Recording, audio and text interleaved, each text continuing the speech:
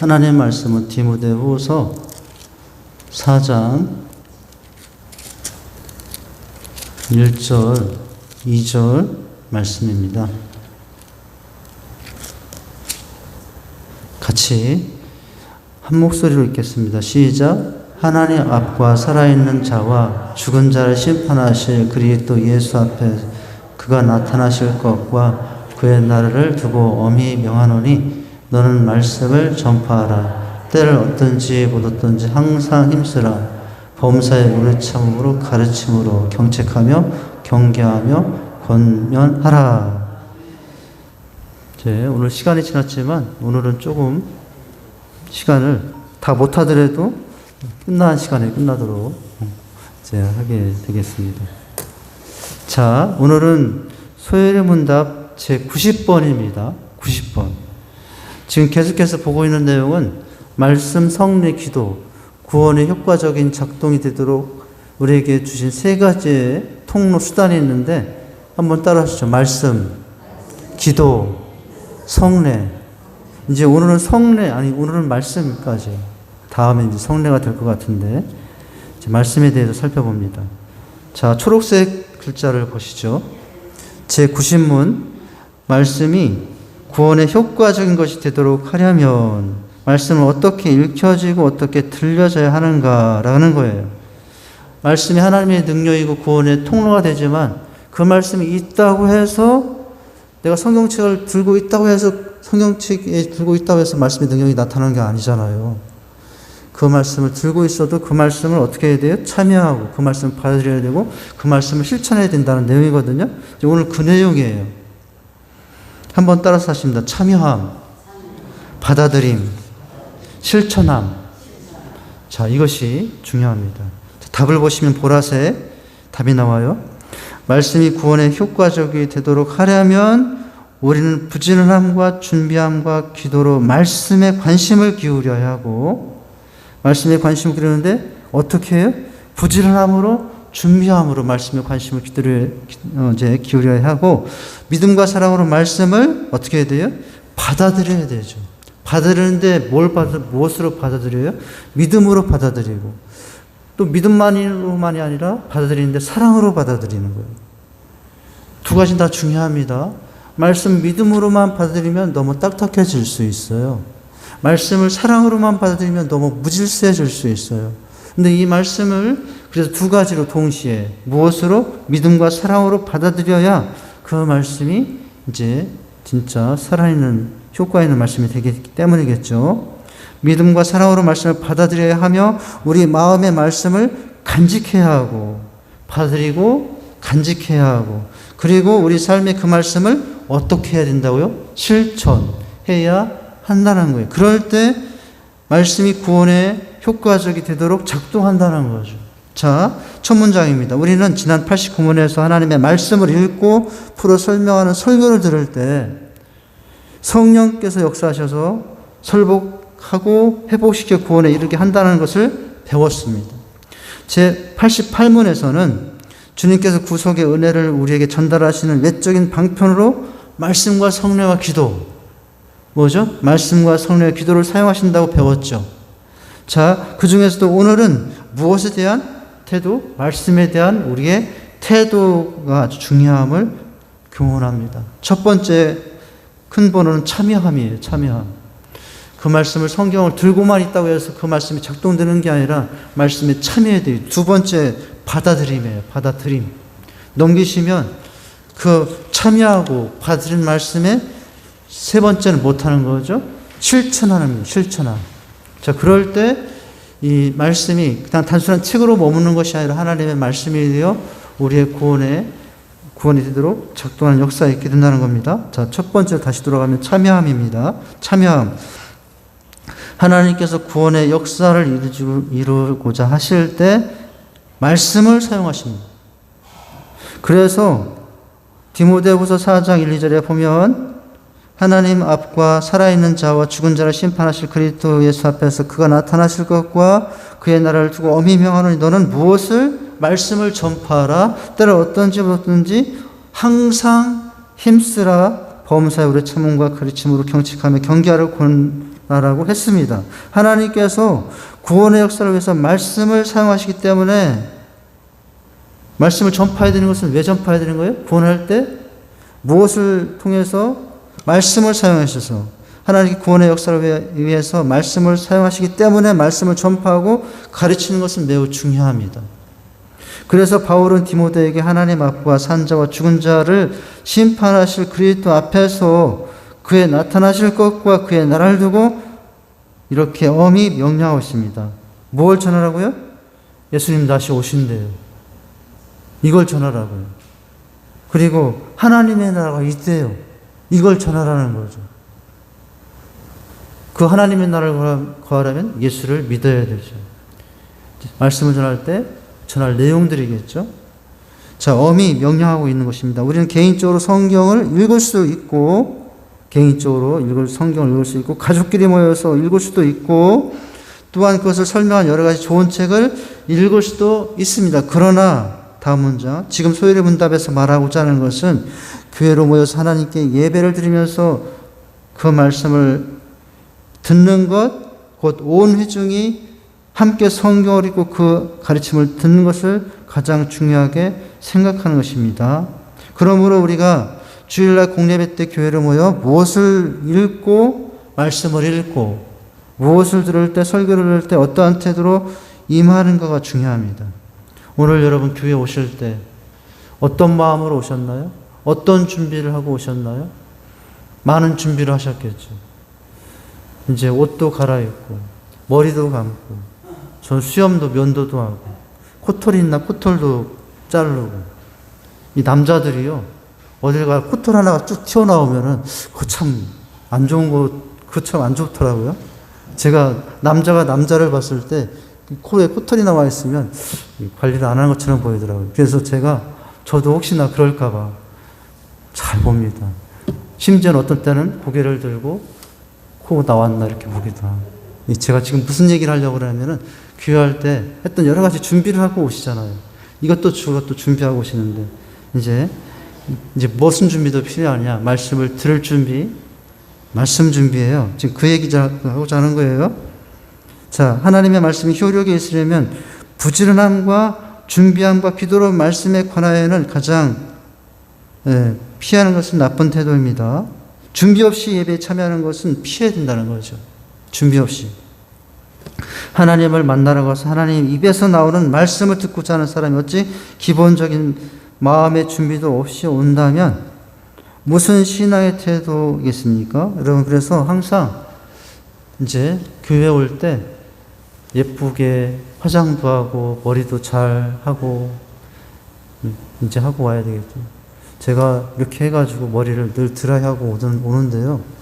늘 집에 가서 유튜브를 보면은 이게 제가 그렇게 신경 써가지고 잘 마무리해가지고 와서 당대에 서서 설교를 했는데 가보니까 머리가 다 흥틀어져가지고 이렇게 삐지고 저렇게 삐져 있더라고요. 제가 그럴 때마다 제일 미안하게 생각되시는 분이 한 분 있는데 박성원 집사님이 제일 미안해요. 제 머리를 이렇게 늘 다듬어주고 꾹 막 하는데 신경 써서 해주고 있는데 내가 예배 드릴 때는 와가지고 막 머리를 아무렇게 한 것처럼 온 것처럼 보이면은 대뜸 생각나는 분이 누구냐면 박성원 집사님 생각납니다. 왜냐하면 제 머리를 늘 관리를 해주시니까. 지금 무슨 얘기를 하려고 준비. 그러니까 여러분 교회할 때 옷 준비도 하시고 신발 준비도 성경 준비도 하실 때 무슨 준비? 말씀 받을 마음의 준비도 하시기 바랍니다. 마음의 준비. 그러니까 여러분 어떤 태도로 와야 된다고요? 제가 가끔 하는 말이 있죠. 하나를 들으면 열을 깨닫겠다는 마음으로 그 마음을 가지시고 오시기 바랍니다. 할렐루야. 그러면 목사가 그날 설교를 죽을 써도 어떤 날이 돼요? 나에게는 그날이 명설교예요. 그날이 너무나 은혜스러워. 목사님. 그런데 아무리 목사님이 막 잘 준비하고 이렇게 저렇게 준비하고 있어도 그 마음의 준비 없으면 어떻게 돼요? 그냥 그렇고 그런 날이 될 수 있잖아요. 그러니까 참여함에 무엇이 중요합니까? 준비예요. 마음의 준비. 할렐루야. 사모하는 마음, 갈급한 마음. 따라서 말씀을 들을 때 부지런함과 마음의 준비와 기도로 나와야 한다는 것입니다. 이런 자세로 하나님 앞에 나와 말씀을 읽고 들을 때 어떻게 해요? 자신의 영혼의 구원을 위해 효력 있게 됩니다. 할렐루야. 그렇게 되면 결국 누구 유익이에요? 내 유익이에요, 내 유익. 자, 이렇게 참여함에 있어서 마음 준비. 다음 두 번째는 준비하고 말씀을 받아야죠. 받아야 되잖아요. 두 번째는 받아들임이에요, 받아들임. 자, 그러면 우리가 그렇게 교회로 나와서 말씀을 들은 뒤에는 어떻게 해야 합니까? 믿음과 사랑으로 그 말씀을 받아들여야 되죠. 그죠? 아까 보니까 두 가지로 받아들라고. 믿음으로 받아들이고 사랑으로 받아들이고. 믿음만으로 받아들이면 딱딱해질 수 있고 사랑만으로 받아들이면 무딜 수 있는데 그걸 그치 되지 않도록 균형 있게 이제 해주는 역할이 무슨 역할입니까?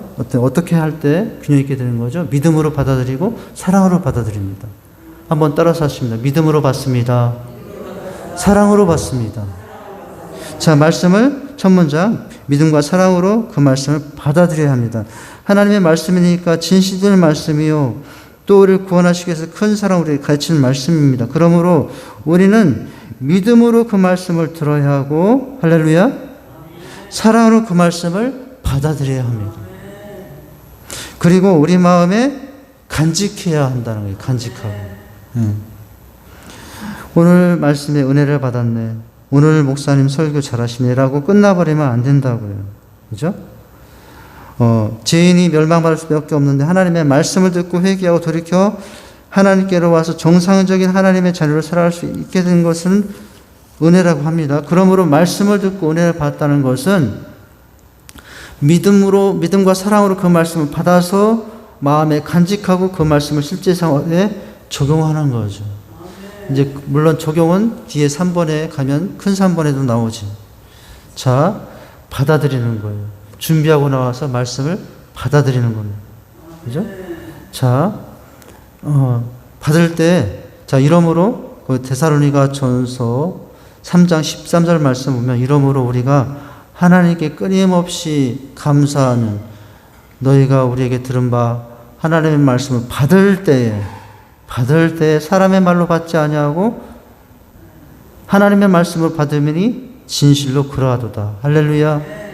받을 때 여러분 셀 모임에서도 마찬가지예요. 셀 모임에서 셀 리더가 말씀을 읽어주고 인도할 때 그냥 나와 똑같은 권사의 입장이고 뭐 집사님의 입장일지라도 오늘 그 셀 리더에 들려주는 말씀을 무엇으로 받아요?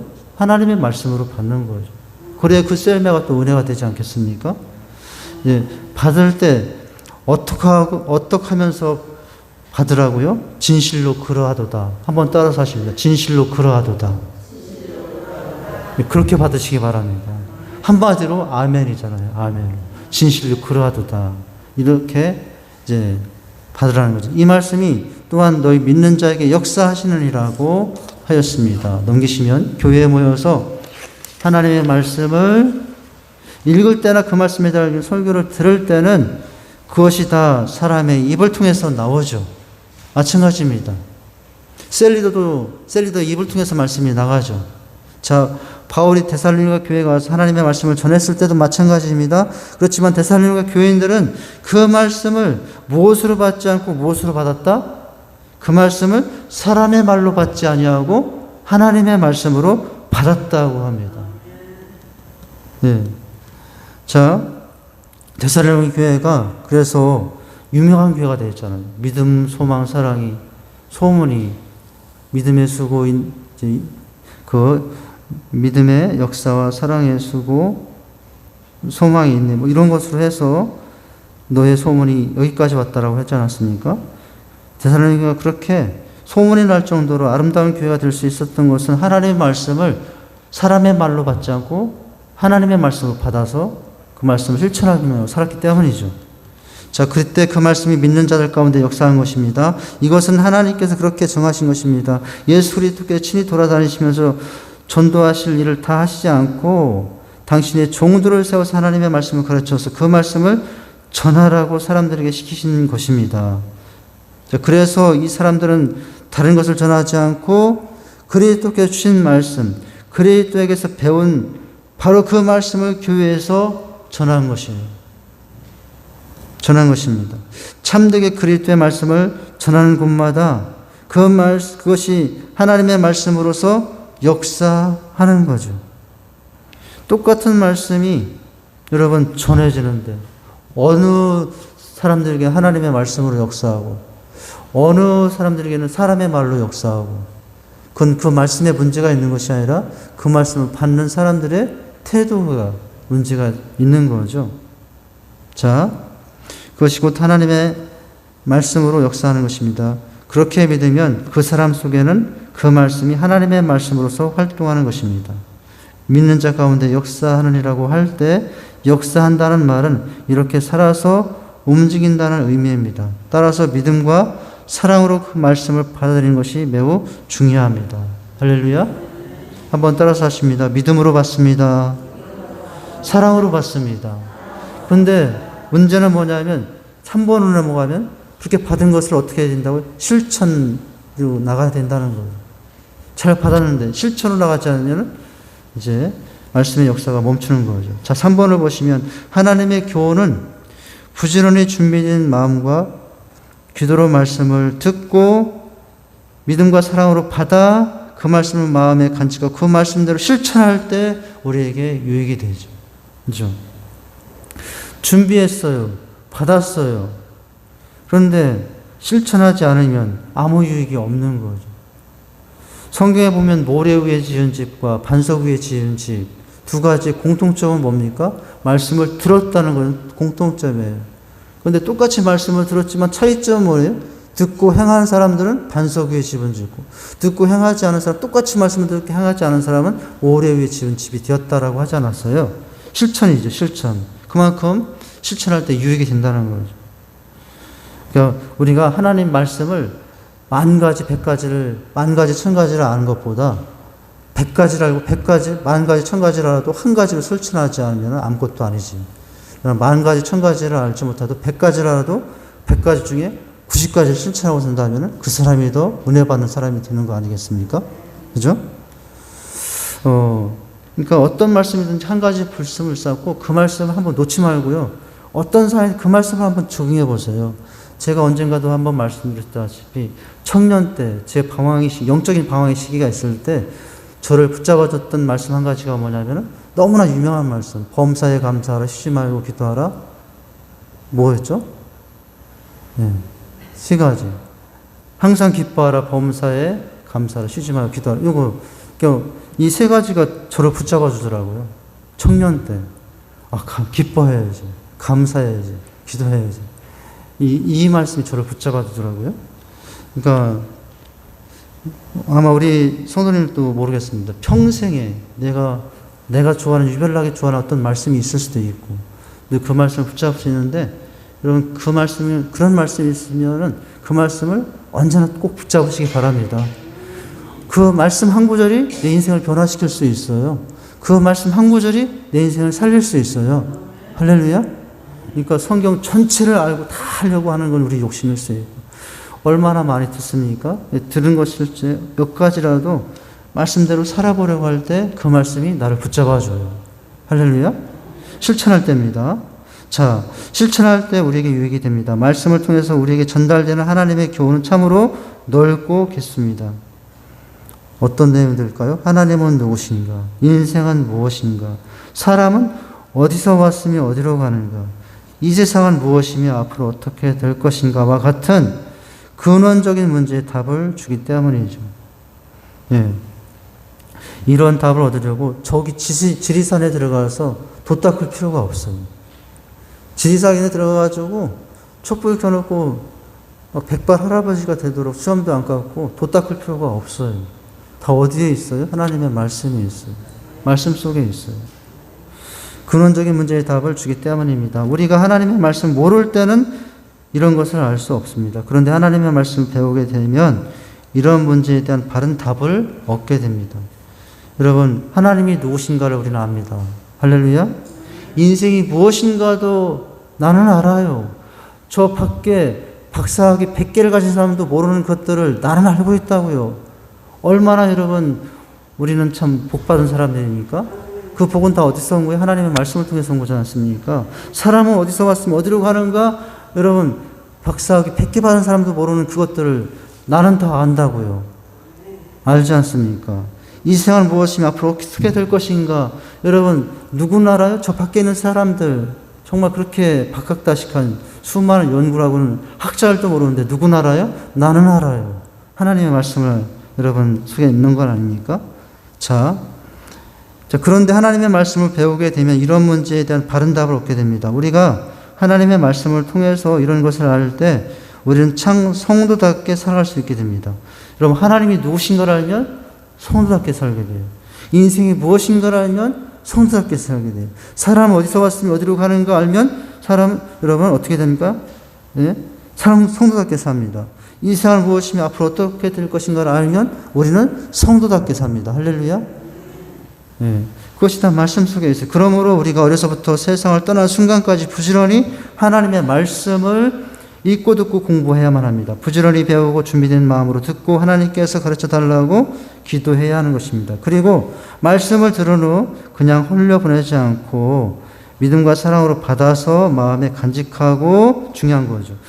그 다음 이게 중요하죠. 그것을 또한 실제 삶 속에서 실행하기 위해서 노력해야만 하죠. 물론 그 말씀을 붙잡고 살려고 하다가 넘어질 때도 있을 겁니다. 실패할 수도 있을 거예요. 그러나 또 붙잡고 그 말씀 앞에 서는 삶이죠.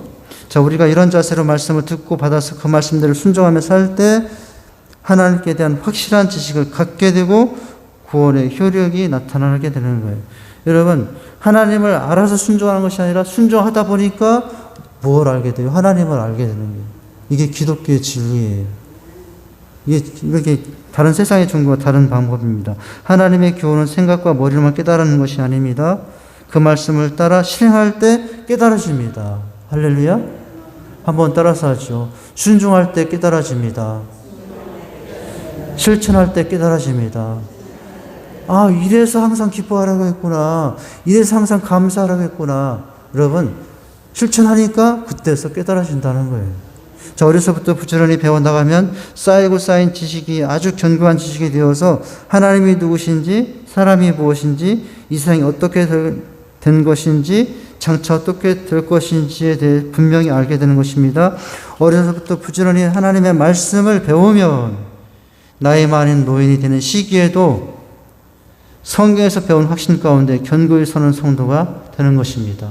할렐루야. 우리 성도님들과 저도 같은 세월을 나이를 들어가고 있어요. 열심히 우리 권사님 저도 따라가고 있습니다. 1년을 가면 저도 1년 따라가고 10년을 먼저 가시면 10년은 저도 따라가겠습니다. 열심히 저도 우리 권사님 뒤를 따라가겠습니다. 우리 또 뒤에 있는 우리 저보다 어리신 분들 열심히 저를 따라오시기 바랍니다. 이제 그게 뭐냐면은 이제 세월이 간다는 거잖아요. 예. 노인된 시기에도 성경에서 배운 확신 가운데 견고히 서는 성도. 여러분, 그 성도가 정말 아름다운 노인이 되고, 교양 있는 노인이 되고, 품위 있는 노인이 되고. 여러분, 나이 들면 좀 품위가 있어야 되잖아요. 교양도 있어야 되죠. 방법은 뭐예요? 하나님의 말씀에서 말씀 붙잡고 사는 것이. 할렐루야? 이런 인사하면 조금 혼날 수도 있겠는데, 권사님들에게 한번 인사도 해보시죠. 교양 있는 노인이 되어 갑시다. 한 번 더요. 품위 있는 노인이 되어 갑시다. 혹시 저를 혼내실지나 모르겠네요. 제가 우리 권사님들 앞에서 그런 말 했다고. 자, 이제 그 방법은 뭐라고요? 말씀 붙잡고 사는 거라는 거예요. 말씀 붙잡고. 자, 그래서 잠언 22장 6절은 마땅히 행할 길을 아이에게 가르치라. 그리하면 늙어도 그것을 떠나지 아니하라고 했던 것입니다. 우리가 우리 자녀들을 사랑하는 가장 분명하고 유익한 길은 그들에게 성경을 가르쳐주고 그 속에서 영생의 길을 발견하게 하는 것입니다. 할렐루야. 대회 소요리 문답 마지막 문장 보시죠. 제 157문의 문제와 답은 이와 같습니다. 하나님의 말씀을 어떻게 읽어야 합니까? 성경을 읽을 때는 높이 들고 경외하는 마음으로. 이것이 바로 하나님의 말씀이며 하나님만이 성경을 깨달을 수 있다는 굳은 확신을 가지고 그 속에 계시던 하나님의 뜻을 알고 믿고 순종하고자 하는 소원을 가지고 그리고 적용과 자기 부인과 기도로서 그 내용과 범위에 주의하면서 부지런히 읽어야 합니다. 할렐루야. 이런 삶을 실천하는 성도들이 되시기를 바랍니다. 자, 세 가지를 봤습니다. 한번 따라서 하시죠. 참여함, 받아들임, 실천함. 네, 그럴수록 더 깨달으신다는 것. 자, 이런 말씀으로 인해서 더 아름다운 성도들로 자라고 빚어가는 저와 여러분 될 수 있기를 주님의 이름으로 축원드립니다. 기도하겠습니다. 하나님 아버지, 나의 구원이 효과적으로 작동되게 하기 위해서 또 나의 주신 구원을 더 아름답게 만들어가기 위해서 말씀을 주셨다는 사실을 깨달았습니다. 하나님, 말씀 자체가 우리를 구원하는 것은 아니지만 그 말씀에 참여하고 받아들이며 실천하는 삶이 우리를 구원하게 하고 새롭게 한다는 사실을 깨달았습니다. 하나님, 늘 말씀을 사모함으로 또 주 앞에 서게 하시고 그 말씀이 바로 하나님임을 기억하고 말씀 앞에서 그 말씀을 실천하며 살아가는 저희들이 다 되게 하여 주시옵소서. 예수님 이름으로 기도하옵나이다. 아멘.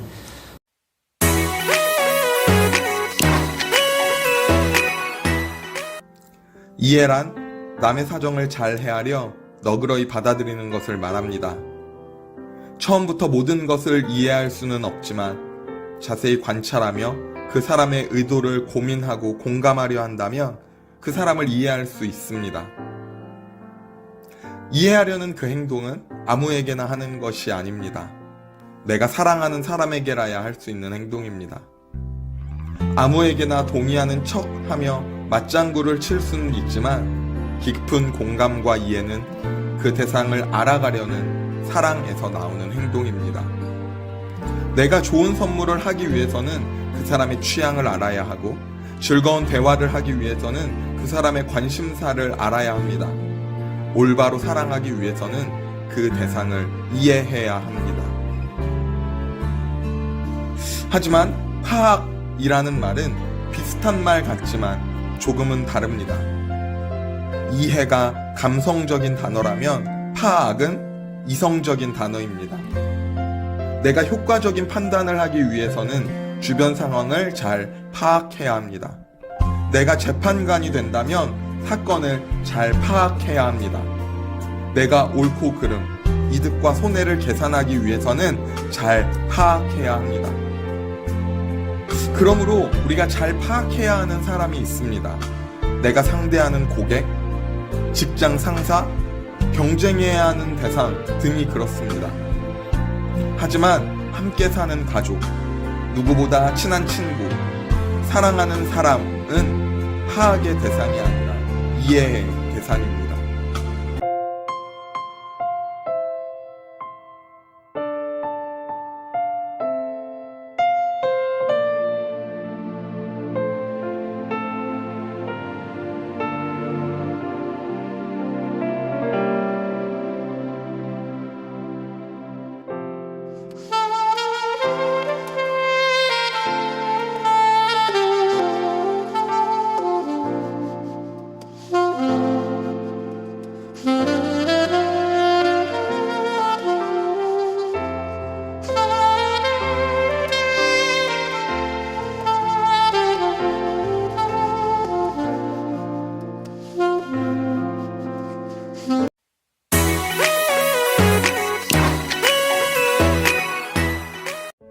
제러미 리프킨은 저서 공감의 시대에서 인류 역사와 문명을 끌고 온 기본적인 동력은 인간의 이기심이 아니라 공감하는 능력이었음을 분석하며 에너지 전환 시대를 살아가는 21세기를 이끌 핵심 역량도 공감의 능력임을 주장합니다.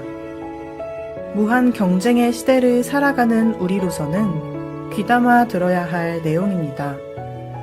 현대 사회를 지배하는 코드는 경쟁을 뜻하는 컴피티션인 것처럼 보이지만 실제로 역사를 진척시키는 긍정적인 힘은 컴패션, 즉 이웃의 아픔에 공감하는 사랑입니다. 예수님도 컴패션을 통해 우리에게 권면하십니다. 너희 아버지의 자비로우심 같이 너희도 자비로운 자가 되라. 여기서 자비로우심이 바로 컴패션입니다. 하나님 자비의 절정은 하나님이 사랑이 되신 성육신 사건이고 성육신의 핵심은 십자가입니다. 인간의 아픔을 공감하시려 하나님은 사람이 되셨고 나아가 목숨을 던져 인류의 구원을 이루셨습니다. 이 자비를 본받으라 하셨으니 적어도 그리스도인이라면 얼마나 빨리 그리고 얼마나 높이 출세나 성공의 길에 올랐는가를 목표나 기준으로 삼아서는 안 됩니다. 진정한 그리스도인이라면 얼마나 빨리 곤경에 빠진 사람에게 손을 내미는가, 즉 공감과 자비의 능력을 키우는 사람이어야 합니다.